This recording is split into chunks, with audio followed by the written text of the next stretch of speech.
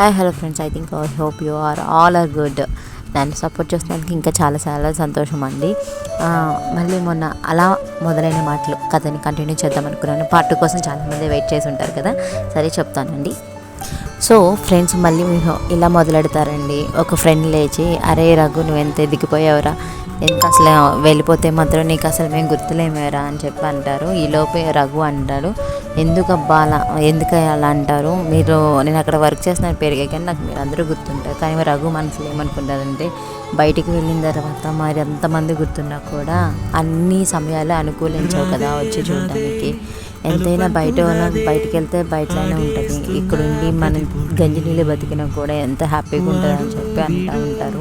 So Raghu inner feeling వాళ్ళ ఫ్రెండ్స్కి అర్థమైంది. తను ఫేస్ ఒకలా పెట్టేస్తాడు. ఈలోపు రాము అందుకుని అంటాడు, అరే జరిగిందంతా జరిగింది, ఇక్కడి నుంచి చూద్దాం రా, ఇందుకే ఏంట్రా పిల్లలు ఏం చేస్తున్నారంటే, అరే వాళ్ళ ప్రతి ఒక్కరు కూడా యూనివర్సిటీలో చదువుతున్నారు అని చెప్పి రఘు చెప్తాడు.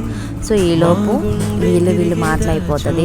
పొద్దుగు దీని తర్వాత అండి విలేజ్లో నుంచి ఇంక వాళ్ళు ఇంటికి వెళ్తారు. ఇంటికి వెళ్ళగానే రఘు వాళ్ళ అమ్మ వాళ్ళు అంటారు, ఏ రఘు అయిపోయిందని బాధ కానీ అంటే, అదేంటమ్మా అలా అంటావు, నేను ఎంత పెద్ద అయినా కూడా నీకు చిన్నపిల్లవాడిని, మాకు ఫ్రెండ్స్ అంటే చిన్నప్పుడు ఎలా ఉన్నాము ఇప్పుడు అలాగే ఉన్నారు, ఎవ్వరూ మారలేదు, కాకపోతే అమ్మ అప్పుడు చిన్నపిల్లలు ఆడుకునే వాళ్ళం, ఇప్పుడు పెద్దవాళ్ళలాగా మాటల వరకే సరిపోతున్నాయి, ఎంతైనా మా చిన్నప్పటి రోజులు చాలా బాగుంటాయి కదమ్మా అంటారు. ఈలోపు రఘుకి ఆఫీస్ నుంచి ఒక మెసేజ్ వస్తుంది, అర్జెంటుగా నువ్వు బయలుదేరి రావాలి, నేను వెకేషన్ టైం కంటే ముందు ఆఫీస్లో ఒక ప్రాబ్లం అని.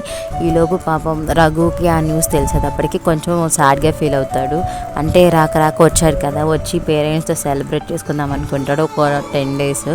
కానీ తనకు వచ్చిన ఈ అర్జెంట్ కాల్ని బట్టి వెంటనే ఆఫీస్ వాళ్ళే, ఫారెన్ ఆఫీస్ వాళ్ళే టికెట్స్ బుక్ చేసేస్తారు. సో రెండో రోజు మళ్ళీ వాళ్ళ ఫ్రెండ్స్ అందరినీ మీట్ అయ్యి, నాకు ఇలా అర్జెంట్ పని ఉంది, మిమ్మల్ని అందరినీ చాలా రోజుల తర్వాత కలిసినందుకు చాలా హ్యాపీగా ఉంది అని చెప్పి అక్కడి నుంచి వీళ్ళెవ్వరూ కొంతమంది గుర్తుంటారు, ఎవరు మర్చిపోరండి. సో తనకు కుదిరినంత వరకు తీసుకొచ్చిన బహుమతులన్నీ వాళ్ళకి ఇచ్చేసి రాముకి మాత్రం తన ఎంతైనా ప్రాణమిత్రుడు కదా, సో తను వెళ్ళలేను అని చెప్పలేడు, అలా అని చెప్పి వెళ్తున్నానని చెప్పలేడు. ఇదంతా అయిపోయిన తర్వాత ఇక మూడో రోజుకి మొత్తం పిల్లలందరినీ తీసుకుని బయలుదేరుతారండి.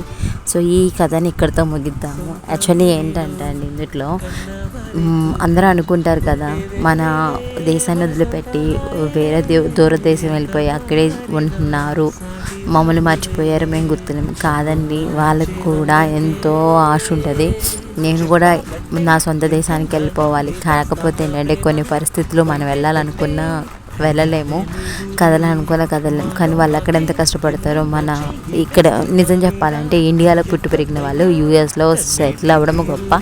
సెటిల్ అయిన తర్వాత మళ్ళీ వాళ్ళకి ఎంత రావాలని ఉన్నా కూడా కొన్ని సిచ్యువేషన్ బట్టి అక్కడే ఉండిపోవాలనిపిస్తుంది. సో డియర్ ఫ్రెండ్స్, మీరు మాత్రం ఒకవేళ మీ బంధువులు ఎవరైనా ఫారెన్లో సెటిల్ అయి ఉంటే మాత్రం వాళ్ళని తప్పుగా అనుకోకండి, అర్థం చేసుకోండి, మీకు సాధ్యమైనంత వరకు వాళ్ళతో మాట్లాడండి. ఎందుకంటే ఇంటి దగ్గర ఉంటే అమ్మతో మనకి ఏ చిన్న ప్రాబ్లం వచ్చినా అమ్మ వాళ్ళతో తలపెట్టి మాట్లాడుకుంటాం కదా, అమ్మతో చెప్పుకుంటాం. కానీ కొంతమంది తల్లిదండ్రులు ఇక్కడ ఉంటారు, పిల్లలేమో దూరంగా ఉంటారు. సో అలాంటప్పుడు ఏమైందంటే అండి, వాళ్ళకి అమ్మ దగ్గర తలపెట్టి పడుకోలేరేమో, కానీ అమ్మ నుంచి వచ్చే ఒక చిన్న మాట, ఏ బాబు ఎలా ఉన్నావు, బాగున్నావా అన్న ఒక మాటకి వాళ్ళు అసలు ఆ ఎక్స్ప్రెషన్ కూడా ఎక్స్ప్రెస్ చేయలేరనమాట. సో ఎప్పుడు కూడా మీ ఫ్రెండ్స్ని అర్థం చేసుకోకండి, మీరందరూ వాళ్ళకి గుర్తుంటారు, వాళ్ళని కూడా మీరు మర్చిపోవద్దు. వాళ్ళు ఎంత పెద్దవాళ్ళు అయినా కూడా మీ ఫ్రెండ్స్ ఎప్పుడు మీ ఫ్రెండ్సేనండి, దూరం అవ్వరు. అలా అని చెప్పి చిన్న చిన్న మాట పట్టింపులకి ఇప్పుడే మీ ఫ్రెండ్స్ని ఎవరే వదిలేసుకోకండి. ఫ్రెండ్స్ అంటే అంతే, చిన్న చిన్న కొట్లాట్లు గొడవలు వస్తూ ఉంటాయి, సరేనా? సో ఈ కంటెంట్ కానీ మీకు నచ్చితే దయచేసి like, share and subscribe. Don't forget to subscribe అండి.